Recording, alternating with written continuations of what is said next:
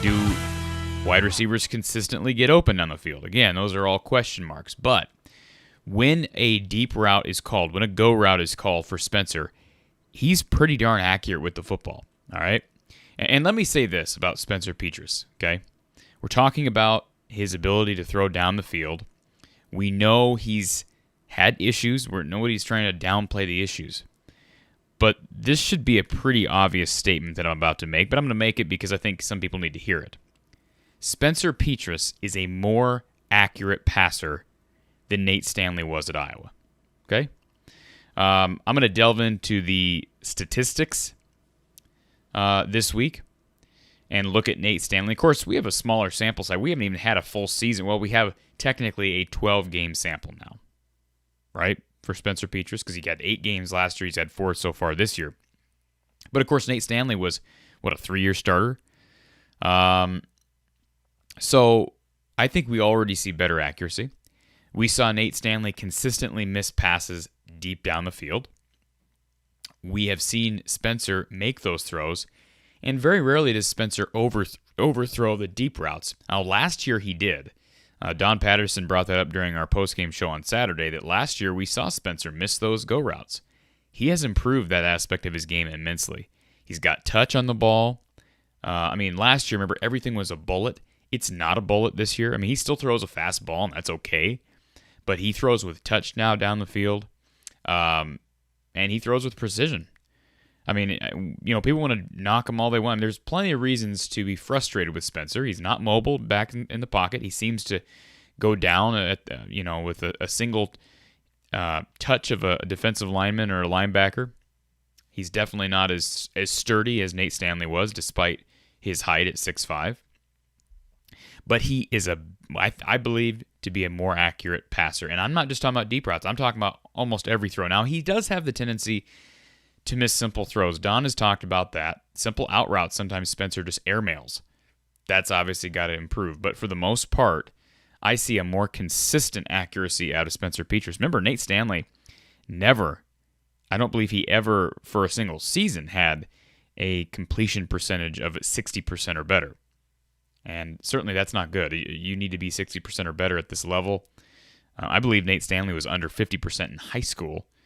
But again, big arm, athletic kid, and certainly a successful quarterback at Iowa. I'm just saying, let's give Spencer credit where it's deserved. Right now, Spencer, again, I get we haven't seen a ton of the downfield throws, but it was clear on Saturday when he's asked to make those throws, he's making them, and he's making them with precision, accuracy, and touch. And that's a huge development for Iowa. So Iowa takes care of business in the second half. We saw some emergence from Keegan Johnson with 2 catches for a total of, let me pull up the numbers here, a total of 92 yards. And Keegan had the touchdown pass that really got things going.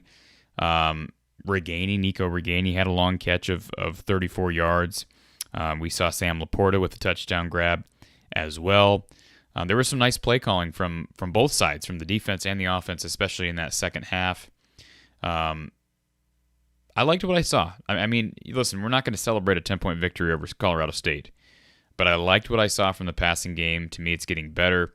Now, again, you got to acknowledge the fact that CSU is just completely loading up the box. We understand that, and that's why Iowa had no safety over the top to cover a guy like Keegan Johnson or even Nico Reganey. So that's not going to happen every week. But again, when Spencer is asked to do that, when a team loads the box, we now know that he can get them out of a bind. They have a guy in Keegan Johnson, and I think a couple other options. Charlie Jones was missed on a deeper route. Nico Reganey was hit. Sam Laporta has the ability to get downfield.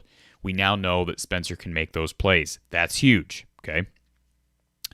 Obviously, the run game. What do we make of the run game? Well, I've said it since really the beginning of the season. I never really was worried about this offensive line heading into this year because of what we saw last year. Iowa was a top 5 run team last year. They were, I believe, 4.6 yards per carry on the season. You returned the best lineman maybe in college football in Tyler Linderbaum. Kyler Schott was an experienced guy coming back. Cody Ince played great last year. Justin Britt had experience under his belt. But I will say Iowa did lose Mark Gallenberger. They lost Coy Cronk, who had some time last year. and certainly Alaric Jackson. I think Alaric Jackson is the biggest loss if you look at what Iowa lost last year as far as the offensive line. There's no question about that. A 4-year starter at left tackle, I think we maybe underestimated the impact that his departure would have. Right now, Iowa's struggling at the tackle positions. There's no question. They're struggling at the tackle positions. Kyler Schott's finally getting back, I think, to full speed. You hope that he can be back to full speed this week. We did see, and I made a mistake during the postgame show. I said that Jack Plum isn't playing. He did play on Saturday, and I looked back at the tape and saw that he did get a number of snaps, which tells me, again, they're still not comfortable completely with Nick DeYoung at right tackle. He's a young guy, as is Mason Richman at left tackle. So those two guys, those tackles, I said it during the postgame show, those guys are going to get better, okay? This is not the type of situation we had in 2019 where you had two fifth-year seniors playing guard and neither one could block because they just weren't able to block, at least at this level, the likes of a Michigan or a Penn State. But these guys are just young. They're developing. There's a lot of improvement that can be made throughout the season. Don Patterson attested to that on Saturday. But as he expressed, you've got to have patience with this offensive line. Again, you hope Kyler Schott's getting back to full health. Justin Britt's been banged up. Sounds like he's back, ready to go this Friday. That's huge. I just want to see continuity. I want to see some guys emerge to where you're comfortable riding those guys basically as every down guys. And obviously injury. With injury, you have some guys that can step in if need be. I'm no offensive line guru, but obviously, you'd like to see Tyler Linderbaum at center, Cody Ince, Kyler Schott on either side, or in whatever order, whether one is more comfortable at left or right. It seems like these guys Iowa kind of shuffles these pieces as need be. And then again, may the best man win at tackle. I mean, I kind of thought Jack Plum would win one of the spots at tackle, and that hasn't happened. These guys really, seems like the coaching staff really likes Mason Richman. He has not really come off the field much, so that's probably a good thing. I think the coaching staff has a lot of faith in him, similar to Tyler Linderbaum at that age, because remember, Tyler was a former defensive lineman, as was Mason Richman. But continuity is big for this offensive line, and maybe we'll see that here. I mean, we're getting back into Big Ten play. This Friday is going to be a big, big test for this offensive line. Maryland's defense is a lot better than people think. They're a lot better than we remember. I still question how real they are. I mean, they are definitely a lot better, but they've got some of the best ranks in the Big Ten right now nationally. Or excuse me, let me rephrase that. They've got some of the best defensive ranks nationally. Of course, you're going into you're participating in a loaded defensive conference because you've got the likes of Iowa, Wisconsin, and Penn State in front of you defensively. But they're competing in the Big Ten Conference, and they have a really impressive national ranking defensively. So this is a good defense, but again, not a huge sample size as far as major opponents. Of course, West Virginia, they look good against the Mountaineers. I think Iowa can move the ball against this team. This will be a big test because Colorado State sold out to stop the run. We saw that, and Iowa burned them several times, and that's why Colorado State lost. I mean, yeah, I give the defense the majority of the credit, but the reason ultimately why Colorado State lost this game, I mean, they could have won 14-7. They had the lead. Didn't matter what the Iowa defense did. Well, Iowa came out in the second half, scored 17 points. That's a good half for the Iowa offense, right? And the reason they were able to do that is because Brian Ferentz called downfield shots. Spencer Petras hit him. Receivers caught him, and that's all she wrote. So I don't see Maryland, selling out like that. Certainly, you'd think that George Barnett and Brian Ferentz have been figuring, which runs to deploy against this Terrapins defense, at least from what they see on tape. I see them being able to move the ball. I think they'll run better than they did on Saturday. I don't read too much into the fact that it was Colorado State. I am concerned because I think Iowa should be able to run the ball against any Mountain West team. But at the same time, they did what they needed to do. So it doesn't really matter if you get 100 yards rushing or not. You win the game, you win the game. I understand there's analytics behind these things. Speaking of analytics, one of the big analytics that Don Patterson looks at, because it is a almost flawless indication of wins and losses, and that is, do you win the turnover battle and do you win the rushing yard battle? Saturday, Iowa tied in turnovers.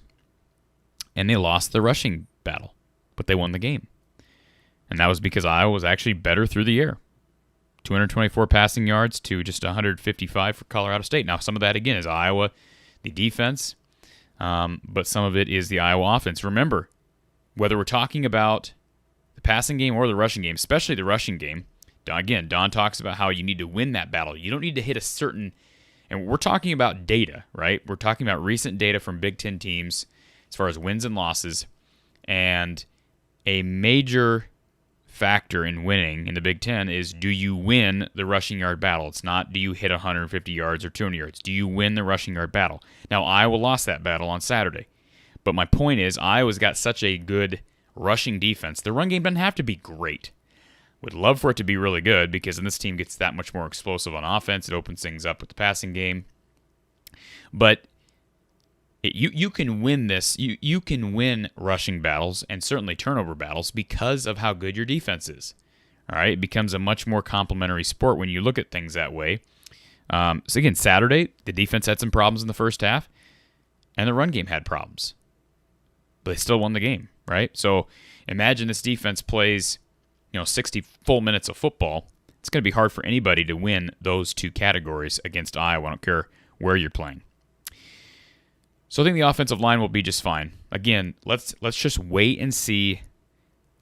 I would not be surprised to see, and again, these things aren't going to happen overnight, but I would not be surprised to see a jump somewhere, where you actually notice, this is the week that they really took off, or this is the week they took off.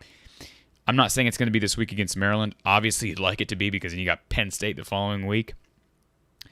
But remember, the biggest games for Iowa on the schedule are in October and November. Now, again, we are at October 1st this Friday, but I'm talking late October through November, where you play your West opponents. Iowa's still on the East swing. They played Indiana one. They'll get Maryland. They'll get Penn State. And then I believe they get Purdue in a bye. So you've got some time here to develop before you get to Penn State, to Wisconsin, to Minnesota, and so forth.